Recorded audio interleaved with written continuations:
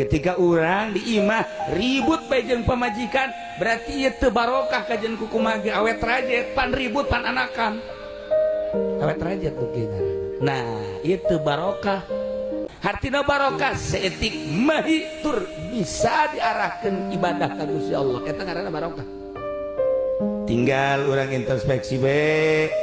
urang ieu boga duit boga harta bisa henteu diarahkeun ka Allah mun henteu berarti teu barokah naon ieu pasalna dagangna apa naonna hiji nomor kedua ketika orang dahar kok berat amat deka masjid berat amat deka musola berarti ieu makanan teu barokah naon ieu ganjelanana berarti teu taat ka Allah tinggal kitu bae eta mah ketika orang diimah ribut bae jeung pamajikan berarti ieu teu barokah kajen kuku mage awet rajet pan ribut pan anakan